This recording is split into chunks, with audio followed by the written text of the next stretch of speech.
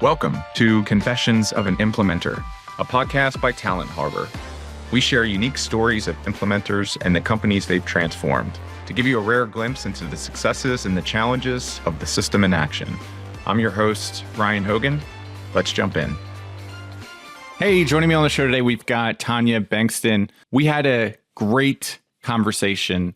We talked about everything from the right people in the organization. We talked about family-run business and the importance of understanding the different rules of engagement based upon the hats that you're wearing. And generally in family-run business, there's three different hats. There's the hat of the role in which you have inside of the organization. There's the owner hat, and then there's also the family hat. And one of the things that reminded me of was my relationship with Derek Smith, my business partner through many ventures and also a childhood friend. But some of the things that we would do when we had conversations, and if we were having a challenge or we were working through some sort of solution and it was just him and I, we would acknowledge which hat we were wearing. And that would help kind of frame and set the stage for how we were going to engage in that conversation. And so if we were both wearing our owner's hats, it was really about maximum influence from both of us and understanding the strategic direction. If it were hats inside of the organization,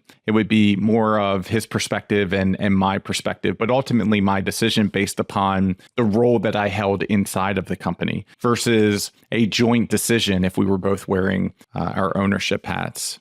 We also talked about the importance of IDS. And then we talked about one thing that I actually took a big note of towards the end of the conversation, which was this notion of not only operating our personal lives in some sort of EOS-like framework, but also being able to use a tool like the People Analyzer when we're assessing the people that are inside of our own orbits, whether that's the professional or personal network. And before you can use a tool like the People Analyzer to understand the people that you are surrounding yourself with, you have to understand who you are and understand your core values. So I had a great time with this conversation. It was super enlightening. Took many notes, and I hope you enjoy. Thanks so much for listening. Where did your EOS journey start for you? Like, how did you discover it? I was with a company as an owner, a member of the leadership team, and we implemented EOS. So that was probably 12-ish years ago. So I sat on the same side of the table my clients sit on today. And I think it gives me great perspective, but so much juice from the impact that it had on our company, helping create this vision that everyone could get aligned with, Cascade EOS, the tools to everyone in the company, like we talk about with our clients, getting everyone rowing in the same direction. I got to see that and feel that firsthand.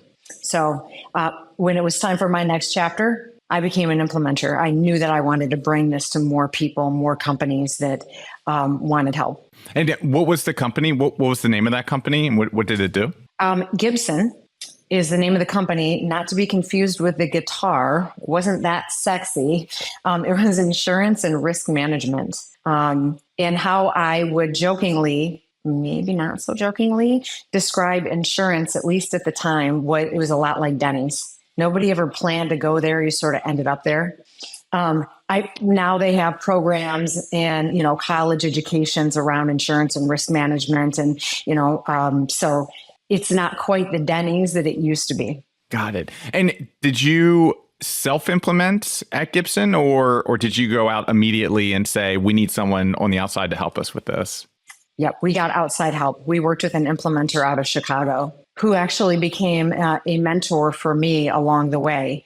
I'm pretty geographically close to Chicago, so that's the community of people, of implementers that I align with the most. And oh my goodness, when you talk about core value fits, that group of people out of Chicago, abundance mindset, grow or die, just help first. It's spectacular. It's hard for people outside of the EOS community to understand that even though as implementers, we are technically competing against each other for potential clients, that's not how it's not a competition. I don't get anything less by helping other people. They gain more and everybody gets better. And so that mindset is just terrific throughout the entire community. It's pretty spectacular. That's one thing that's been probably both most surprising and most refreshing is how collaborative all the EOS implementers are. Because I agree with you. Like my initial inclination as I've been speaking with many of you has been, well, you guys are all kind of competing against each other. But the collaboration and the willingness for everybody to root for each other to succeed. It's been mind-blowing and amazing. It's hard to describe, and it's truly hard to understand until you're part of it or you see it. And who ultimately benefits in the end? It's the teams that we coach, right? Because they have two decisions to make. Is EOS right for them? And I right for them? And if I'm not, I'm going to go out and I'm going to help them find somebody who's a better fit.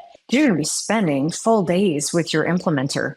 And, nobody wants to be in the room together, throwing up in their mouth every half second because they're just like not having a great time. Change is hard enough. The person that you're working with shouldn't be an obstacle either. And it's both sides of the fence, right? Me with them with me. Yep. That makes sense. And when you were at Gibson and your team had decided it was time to implement EOS and go find a professional certified expert implementer, did you guys hit a ceiling? Like what was the precipice for going out and saying, traction, this is something that we need to look at and embrace? So I'm not sure that I can give you an entire full answer to that because I wasn't part of all of the decision making. But what I do know is insurance and risk management can be handled a lot of different ways. And we as consumers are often taught it's a commodity, get the lowest rates, shop around.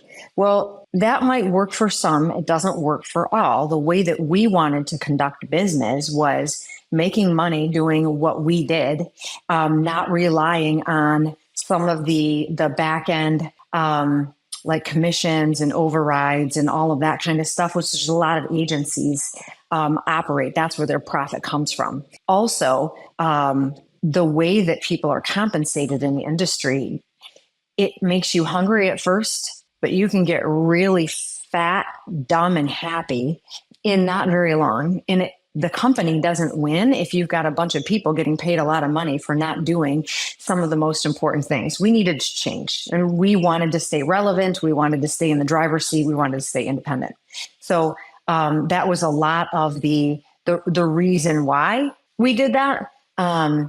We also, like a lot of other companies, transitioned from an ownership group to having the owners have a voice, but having it in a different way. If you can imagine, the larger an organization gets, the more owners it can potentially get. You can't have 25 people calling the day-to-day shots. So we needed structure. We needed common language, same language. We needed people having consistent tools to apply them. So, you didn't have some teams doing it one way and some teams doing it another way. And everybody's like, what are you doing? What are you doing? Right. It was just not effective. And what were some of the biggest challenges as Gibson was implementing EOS? Like what were some of those immediate days, maybe first 90, maybe first couple quarters? What were the biggest challenges? I don't think this is going to be a big secret for any team. It's people. So I share a lot with my teams when I'm coaching. One of the hardest tools to master and truly get great at is IDS, identify, discuss, and solve, for a lot of different reasons, because it's not a normal conversation. It requires an immense amount of team health and trust. But a company's ability to achieve its vision is directly related to your ability to solve your biggest issues. And the majority of the issues that a company has, people. So we have to change the people or change the people. Love it. And did you see that prevalent throughout Gibson as well? Oh, sure. Because change is hard. We are biologically hardwired for security and safety. That requires certainty, and change is not certain. And so change management is its own unique system of sharing information and being available to coach, be willing to be coached, overcoming the obstacles, what might be standing in the way. And, it's certainly a different feeling when you have a bunch of people that are like, oh my goodness, where has this been? Because that's what any company is going to get. They'll get about 3 camps of people. Where has this been? Why haven't we been doing this all along? And the second camp is a little bit like Switzerland, right? We're neutral. We're not loving it. We're not hating it, but we're kind of taking okay. And then you're going to have that boat anchor camp that will absolutely resist, give you the Heisman all day long. And, with enough intention, communication, coaching, repetition, we can turn the majority of people, we can turn their love around, but not everyone. And so when I said change the people or change the people, it starts with clarity, inspiration, and coaching, right? Anything starts with all of those things. Now, at the end of the day, if you've got somebody who simply can't or won't, you have a decision to make. Yeah.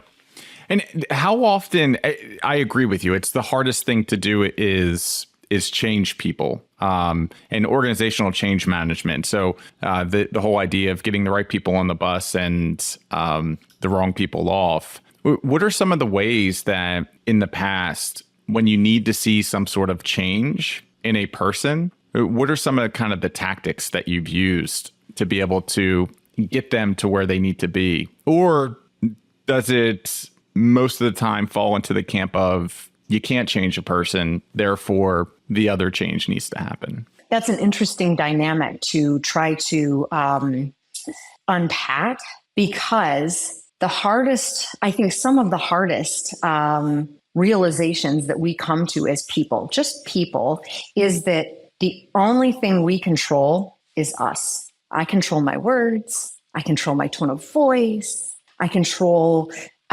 putting my best foot forward.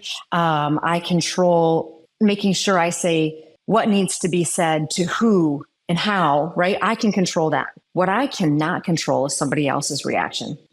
You can't make anybody do anything. And that's the scary part of change. It's certainly terrifying when it comes to accountability, because you can't make anybody do anything. But what you do is you put the right amount of tools in place and let the tools simply do a lot of the heavy lifting. And of course, we have to have great conversations along the way. We've got to give accolades to the people who are killing it, who are engaged, who are just, right? I talk to my teams. I like to tell a lot of stories and use examples. EOS has a way of showing you who your puppies and who your cockroaches are. Ready for this? Hey, 2:30 in the morning, you walk into the kitchen, you flip the light on. Where's your puppy? They're right here. What are we going to do? You're going to let me outside? You're going to pet me? You're going to feed me? Right here with you, those are your high performers. They just can't wait to do more. What happens at 2:30 in the morning when you flip that light switch on to the cockroaches? Gone. So behavior is the truth.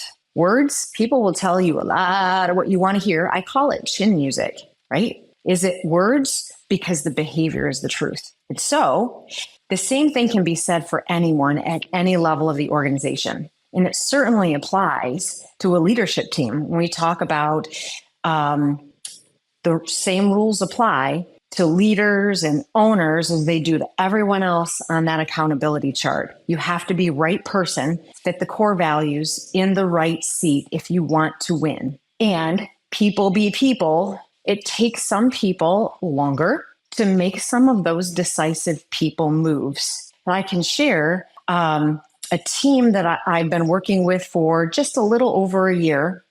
They had been self-implementing at the beginning. And true any company, most companies, when you have owners, you typically see them in the driver's seat of the company. You know, they're president, CEO, visionary integrator because of their last name or because who writes the check, right? That's fairly typical.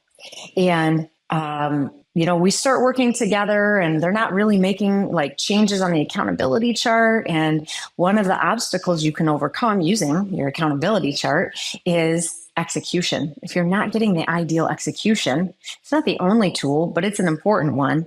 Maybe we've got a structure issue. So as we're digging in and we're digging in and we're digging in, and the two owners stuck, frustrated, and finally they just said, we've had enough. We are in our own way. We're going to get out of our own way. And as a matter of fact, our journey, and as fast as we can without blowing up the company, we don't want to work in the business. We want to be owners. And we want to put the right team of people in place to run the company, because that's what we need. And that's what we want. It was huge. In that session, there were 6 people around the table, leadership team members. In the next one, only 2 of those 6 came back and 2 new joined, and they're killing it. That is courage. It's frustration. It's major change.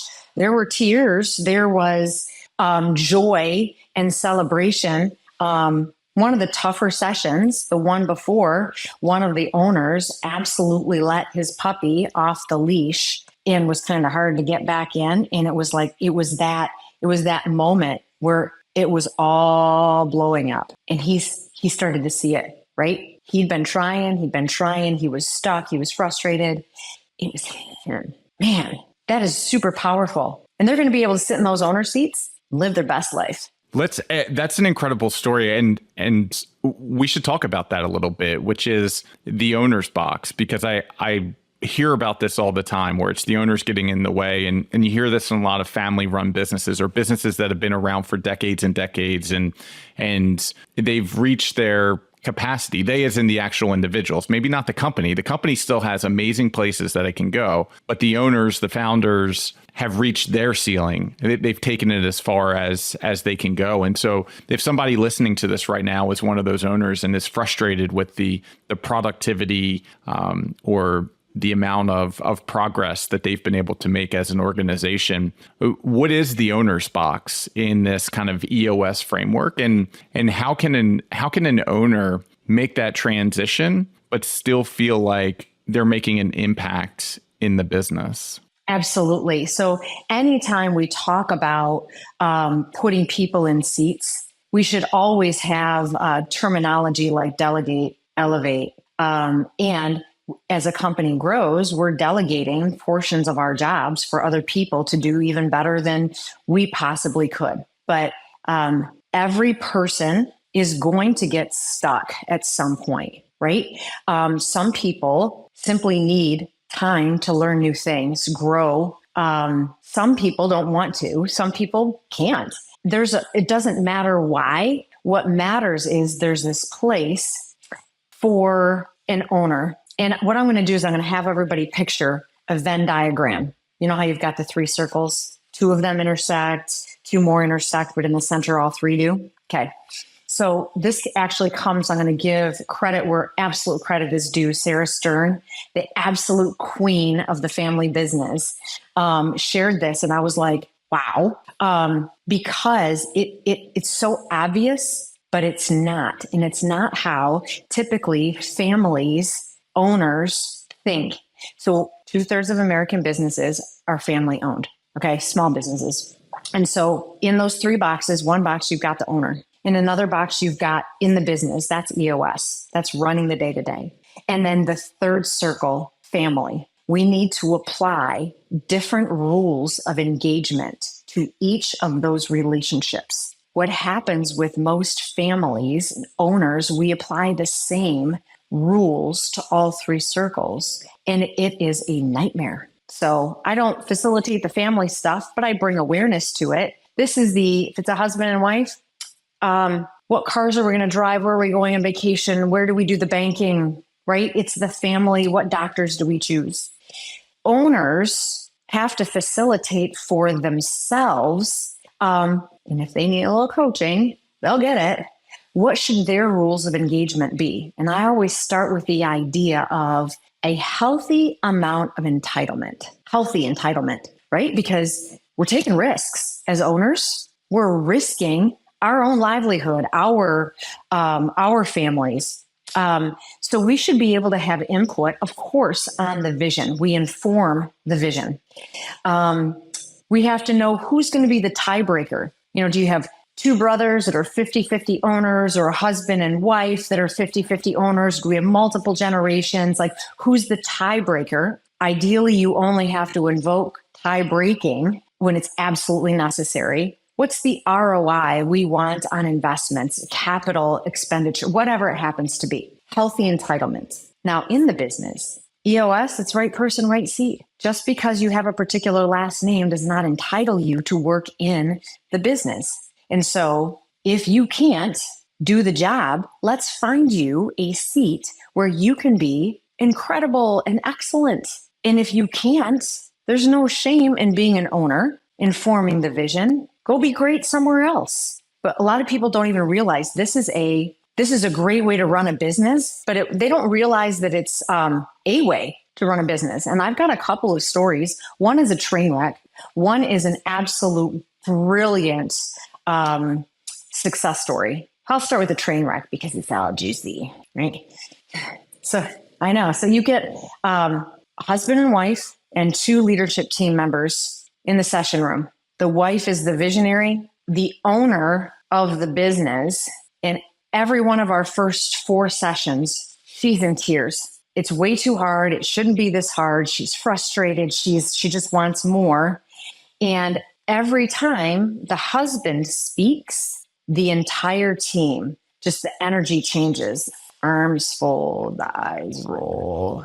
And he wants to argue about everything. Things like, why do we even need a goal on our scorecard for what we're measuring? And I'm like, okay, so let's see. What rabbit am I going to pull out of my hat? Do you watch sports? Yeah. I said, do you watch it without a scoreboard? Well, no. And I'm like, don't you want to see who's winning or losing? Well, yeah. And I'm like, that's why you have a goal. You want to see whether you're winning or losing. So he wanted to continue to argue about it. And the reason why, he didn't want to be held accountable. I mean, like, let's cut to the chase here. He didn't want to be held accountable. And so the wife is, I can't possibly fire my husband. I don't want to get a divorce. And I'm like, well, we're on the same page with that. I don't want this to cause a divorce either.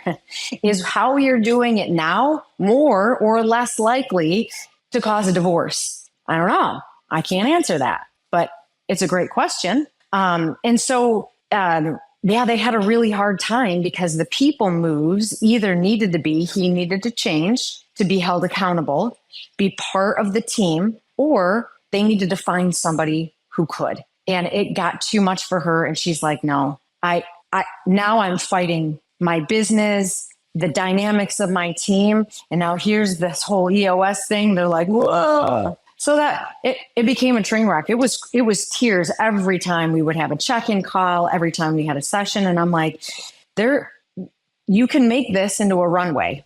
Absolutely. Or not. It's a choice. Now the success story is after a vision building day 1, there's a husband and wife, again, with a leadership team. And the woman who is the wife, she's the wife of the founder. He founded the company. He's owner of the company. But she is pretty arguably the smartest person in any room she walks into. Absolutely dynamic and brilliant.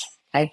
So here we are having accountability chart conversations. And like a lot of teams want to do, they want to rubber stamp. One of them is the visionary and one of them is the integrator. And you start talking about, okay, the most important thing from an integrator standpoint is leading, managing, holding people accountable. It's the most important thing because it's all about people and harmony and creating accountability. Because if accountability is growing from the bottom up, it's going the wrong way, right? It's great if that happens, but you can't have it that way. You have to have it both ways. In an ideal world, it's up, down, left, and right. But if it doesn't start at the top, you're not likely to get it anywhere. And so we're asking these questions and, okay, so accountability, tough conversations. Is this you? Making sure the decisions are getting made. And the team is like, and I'm like, what's going on over here? What's going on over here? And so put his name in the seat. That was like a Friday, Saturday morning, I get a call. It's the visionary. It's the wife. I need your help. He doesn't belong in that seat. We got to get him out of there. So help me have the best conversation with him. And they did. They did it. Company's winning. That's incredible. And they're, or at least one of them, half of them are now sitting in the owner's box. Yes, that is ultimately their goal. The visionary is part of the day-to-day a little bit. And they're both working to be able to put the right team in place to be able to sit in the owner's box. They want time to pursue other passions, so much so that that's exactly what they're going to do. And for now, they put him in the sales seat, the sales leader seat, but they're like, oh yeah, he can't hold people accountable. But man, is he a great salesperson. He knows so much. They put him in a salesperson seat. He loves it. The guy can work about 15 hours a week and he blows away every other salesperson and he's living his best life. But man, initially that change, that ego hit, the unhealthy entitlement, it can get in the way. It's so interesting, especially talking about hours. I just had a conversation today with a brilliant entrepreneur, and he was telling me that he works 5 hours a week and he runs a family shop or investment shop, and they're buying companies and they implement EOS, and it's a part of his whole game plan. Just brilliant. And he talked to me about how he works 5 hours a week. And I was like, that's crazy. Like my brain just can't compute. Like I always have to be doing something. And we went down this rabbit hole of like, I feel like I've done a lot of like delegation, but almost to a degree of like abdication. And that's been a constant feedback for me in Vistage from chairs and mentors and coaches. And the way that he put it, which I thought was so on point, is that the delegation or whether you're in the owner's box or maybe you're taking a visionary, like you don't have to measure by hours, you can measure by impact. And this kind of gets to what you're talking about. He's like, listen, I don't have to be in there on a day-to-day basis to understand, is the company heading in the right direction? And so don't confuse the amount of time and just time. Don't confuse the amount of time that you put in based upon the effectiveness of what you're doing and how that organization is operating. Mm-hmm. And that story just kind of reminds me of the things that you're talking about, because when you talk about things like getting in the owner's box and right people, right seat, and you just brought up the hours of like this gentleman was probably busting his rump and getting frustrated and stressed and everything was chaotic. And once he was put in the right seat and doing the right things, it was like clockwork. It didn't take much effort at all because he was best in the world at that one thing. Right. Absolutely.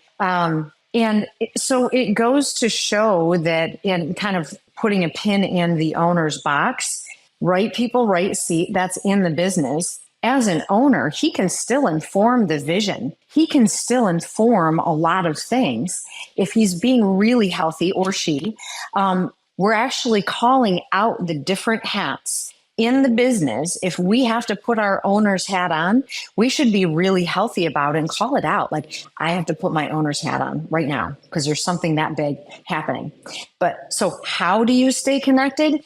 Same page meetings, right? There's a meeting pulse that the owners will do with the integrator, visionary, or both, to make sure that they're informing the vision. They're on the same page on the big stuff. And they delegate, like you said, not abdicate, they delegate ownership of the P&L. And so this is what I want to see happen. I'm holding you accountable because I'm the one that can fire you. I'm the one that can reward you. I'm the one that can give you opportunities, right? As an owner, absolutely. And so, staying connected in just the right way. And that cadence can look different based on different dynamics, scenarios, and where you are in your journey. But at the end of the day, it's a great point to make around delegation versus abdication.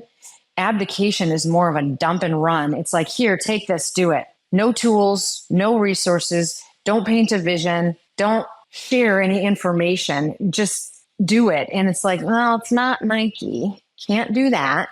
So if we're taking work off of our plate time, then that time, some of it has to be repurposed to making sure we're available for questions. We're available to make sure things are on track. And if we're finding the right who's to take our hows, they're going to show us a better way. And so instead, a lot of people, they just don't even, leadership team members, they don't even realize that that is an absolute must and a skill. And they're terrified of it. They've never even been given permission or words, you should be doing this. But there's always a right way. Yeah. I loved your point about the hat. So Derek was, has been a dear friend since probably second or third grade. And he's been my business partner now in two different organizations. First, and a company called Run for Your Lives, which was the first ever zombie infested 5K obstacle course race. And then the second one in Hunt a Killer, which was an immersive murder mystery experience. Started off as a live event, subscription box, and then we got into retail. But one of the things that him and I did, and it took us time, and we stumbled onto this, like we discovered this on our own. But once we discovered this idea of hats and maybe some of these circles, like it wasn't a family-run business, but there was certainly like an owner's box, and there were certainly the roles that we had within the company. And once we could actually bifurcate that, it brought such a healthy level to our relationship. And we would start each conversation, depending upon the problem that we were solving, first stating which hat we had on, because we would know at that point, like, Derek would say, well, with my owner's hat on, I think this. And that's when I know, like, we're talking about influence and vision and the direction of the company. But if he put on the hat that he had inside of the organization, that would be completely different. And I think it's a must. And it's two different things. Like Derek had held many positions in both companies. At one point, he was CEO in Run for Your Lives. At another point, I think he was chief product officer in Hunt a Killer. And then he went to a VP of product development, VP of creative. But he had gone throughout the organization. But when we were talking about the reorgs, or maybe where he needed to be in the organization, we were always wearing our owner's hat, having mature conversations and understanding that it was for the greater good of the organization. So just a quick comment on the hats. It is so important. And even qualifying those conversations while you're having that with your partner, whether that's your spouse or whether that's your business partner, I think is really important. It sure is, because as an owner, you just walk in the room and you're like, I'm another guy, I'm another gal. I'm part of a team. But sometimes we forget, or we don't realize the weight of an owner's voice is so much more impactful. It's heavier than anybody else's voice. And so that's why it's important for a lot of owners to say those things. Also, to make sure that they're really clear on, when am I just brainstorming? Because you'll get an owner who'll be like, they're looking at the roof. I wonder what our roof would look like if it was purple. And the next day they drive in, there's people painting the roof purple. And then what the hell is going on? Be like, well, I thought this is what you wanted. Well, no, it was just brainstorming, having a conversation. Our words have more weight, and we have to be very careful about that. What you talked a little bit about this idea of rules of engagement. Is that really what you meant by it? Is just understanding which hat we were wearing and how to engage in those sections? Or is there something a little bit more defined, or a framework in which you think through what are those rules of engagement based upon kind of which of those bubbles or circles in the Venn diagram we're sitting in? This is a great question. I think that there are lots of written and unwritten rules of engagement with any company. You create them when you need them. And it could be something as simple as we return phone calls within the next business day, or emails, or whatever. So that's one rule of engagement. Another one would be that what we create for healthy entitlement as owners, but the very, very real putting tools together in the business. Number one, it's core values. That's behavior. Those are written. We've got tools for that. What do we mean by that? This is the expectation of the behavior. We've got a people analyzer for leaders to have better conversations with people. Where do I need to give the accolades or kick someone in the ass, right? But I need to be clear before I can have great conversations. Rules of engagement. Every team should have some level of scorecard metrics. Is our expectation that you hit your numbers every week? Is it 80% of the time, right? And nobody's really concerned or worried, or we've got to, still dive into it. We've got to be able to execute on rocks and to-dos. Those are written rules within EOS, because if you've got people who can't behave well, can't hit their numbers, can't get their rocks done, don't get their to-dos done, you've got wrong people in the wrong seat, right? So there shouldn't be surprises in any step of the way. If somebody's looking at their numbers every week, we're dropping down off-track metrics, we're IDSing rocks, off-track rocks, where are we at with rocks, to-dos. Man, if we're executing great level 10 meetings, we can win the week. There shouldn't be any surprises. Like every week we're meeting and we're either talking about how well we're doing or how not well we're doing. And I'll bring a distinction. When I hear people use the words, "we talked about it," I try to shut that language down. You said it earlier when you said "we solved that." And I want to get all my teams using those words, because words matter. They're really powerful. So instead of saying things like, "well, we talked about that," we're like, great. How much time did you waste? What was the solve? What was your decision? What was your action? So start using that language. We solved that already. Oh, if we didn't solve it and it's not solved, put it back on the issues list. But that intentionality around the words that we use, the rules of engagement is powerful, and it's important. This is just a clarifying point, just because I'm deeply curious. I know from a rock standpoint, like we're always shooting for 80%. Actually, we're shooting for 100%, but most organizations accept if we're over 80% on getting things accomplished. Hey, how do you feel kind of personally with the metrics? Like, do you think on the scorecard 80% is acceptable, or is a scorecard non-negotiable, and we do our best on everything else?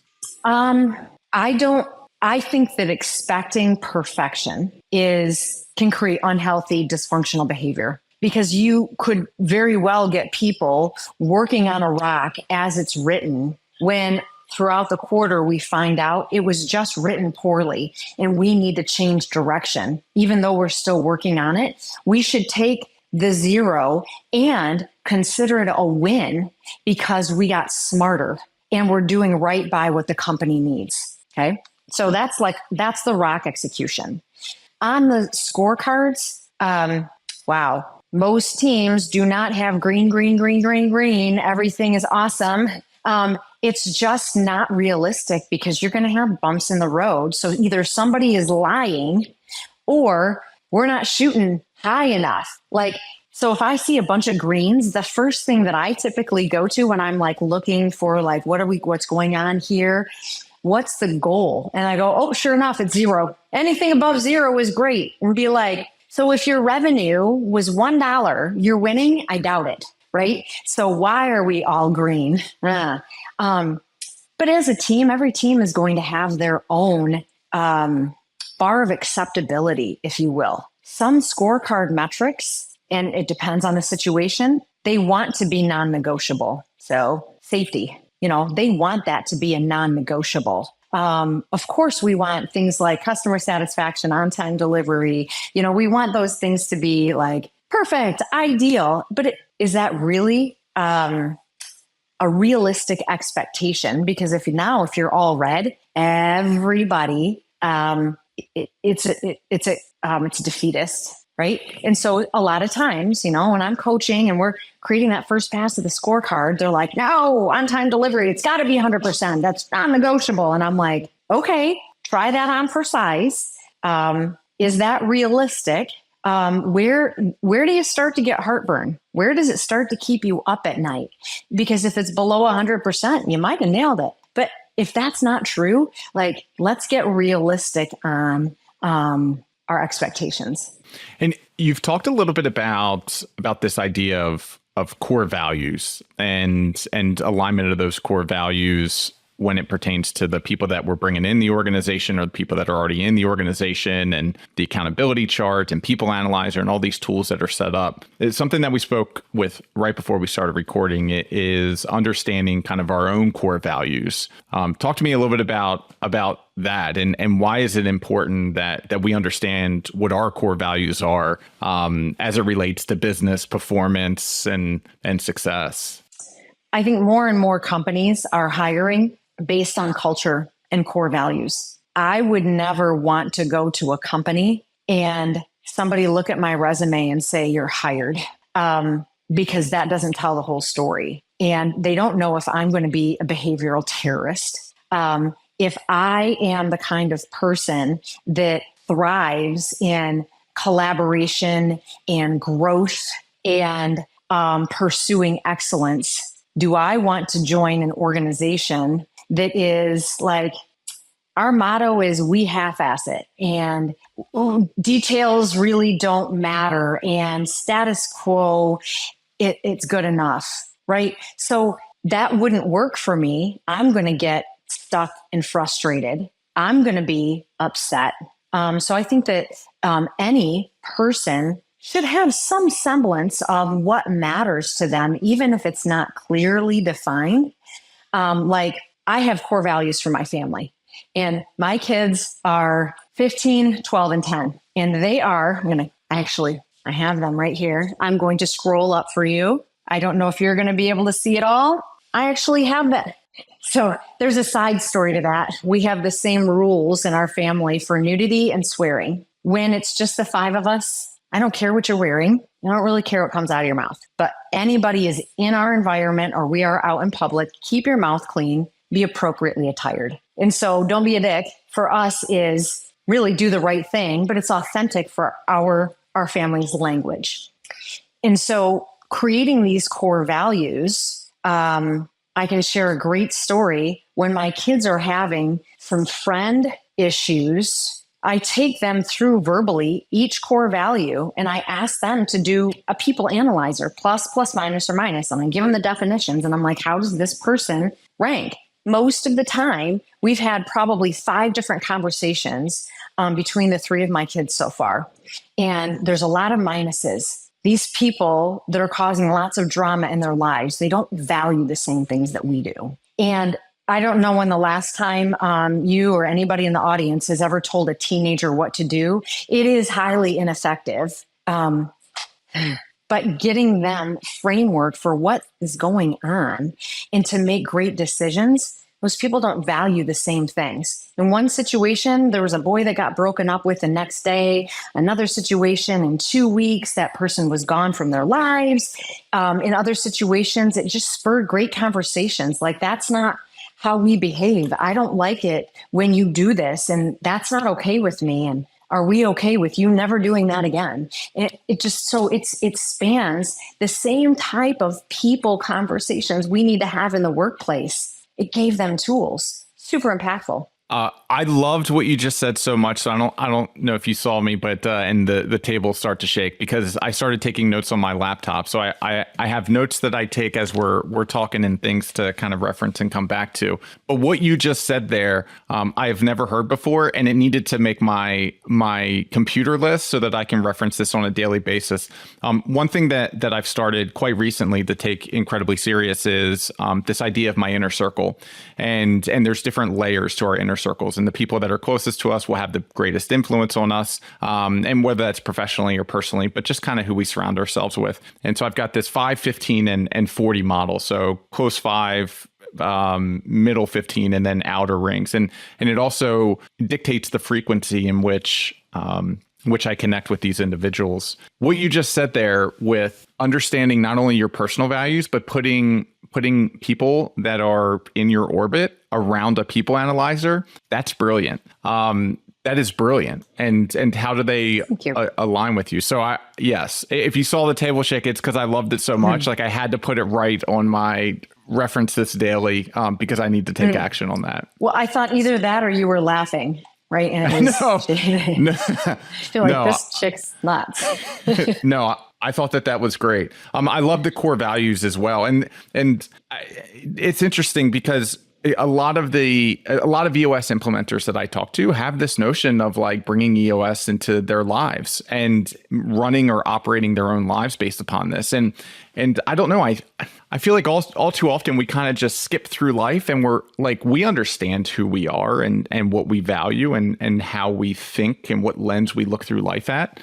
But we very rarely take the time to think at a deeper level and record it. And And so the fact that not only have you have a incredible set of like family core values, but you've taken the time to list them out and do it in the EOS like, it just like if EOS sets up businesses for success, then why doesn't something that's EOS like set up personal life for success? For sure. So same concept. We don't run like level 10 meetings like every week, but we do have family meetings and we use a lot of the, okay, we're going to solve this or you're going to bitch about it, right? We're going to solve it. We need to, right? We're going to, everything is about moving forward, being solution oriented, not all of the history and the pain, right? Because that's where we're going. The reason the windshield's bigger than the rearview mirror. But that intentionality, and it's something that I've used with my kids. This actually came from some concepts Dan Sullivan teaches in some of his books. And one of them is having are we going through life checking boxes? Oh, because I guess now I have to go to college and now I'm at high school and then I got to get married and then we're going to have babies and then we're going to blah, blah, blah, blah. And too many people on this planet don't stop for a moment and go, but is that what I really want? What are my goals? What do I want my life to look like in a year, in 5 years, in 10 years? And then when you have that, you can always change your mind, but if you don't have goals, life happens to you. And you get to the point where you're like, you're old and you're on your deathbed and you have so many regrets. It's not the life that I ever wanted for myself. Well, at the very bottom of our core values, it's a Ted Lasso quote, every choice is a chance. And it's so powerful, choices. I actually got it tattooed on my wrist, choices. And so I have stories for a lot of things.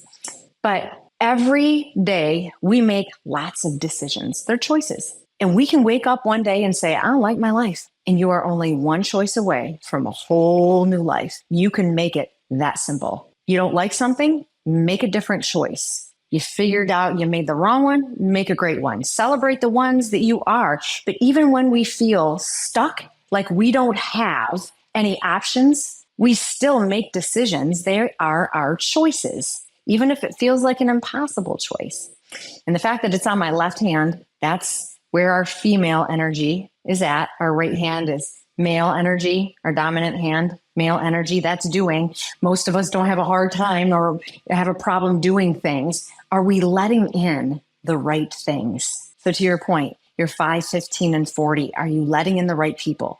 Are you letting in the right choices? Are you being intentional about your life? And so yes, people, implementers, also a lot of our clients will start running their lives on EOS for that reason. I love it. So Tania, someone's been listening to this recording and they're like, I need Tania as our EOS implementer. How would they find you?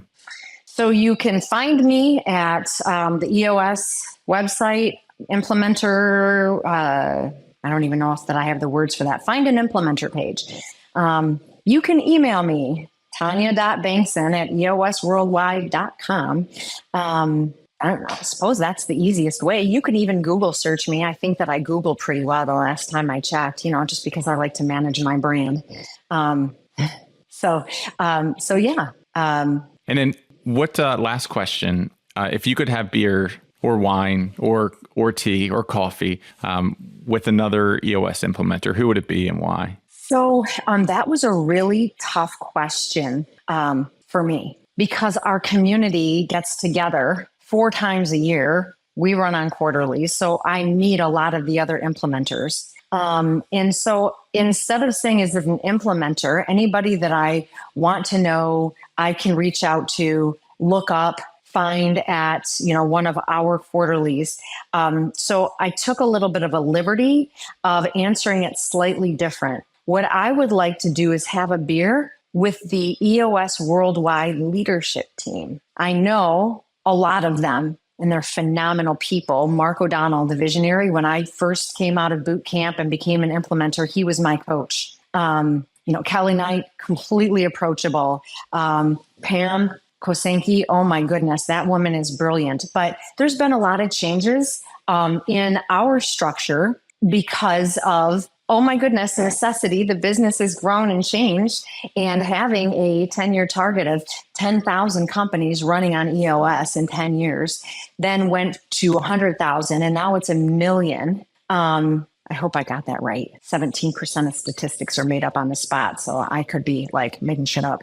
But I'd love to have a beer with the leadership team because a few of them are new. Just get to know them a little bit. There you go. Awesome. Well, thank you so much for coming on. I appreciate it. I took a copious amount of notes, and you even made the internet or the Evernote note just so if it didn't get transcribed, it's something that I can reference on a daily basis. And this is all kind of very fresh for me because it's like I'm now putting some of this stuff together. And so I appreciate you coming on the show, sharing some wisdom, and it was incredibly valuable. Well, I appreciate you having me. And of course, like, I'm honored. Usually when I make people's lists, it's not a very good one. So I don't believe that for 1 second. Awesome. Thanks again, Tania. I appreciate it. Yeah, Ryan, thank you. Confessions of an Implementer is brought to you by Talent Harbor. To find out more about Talent Harbor and our fractional services and talent search solutions for businesses, visit talentharbor.com. And then make sure to search for Confessions of an Implementer in Apple Podcasts, Spotify, and Google Podcasts, or anywhere else podcasts are found. Make sure to click subscribe so you don't miss any future episodes. And on behalf of the team here at Talent Harbor, thanks for listening.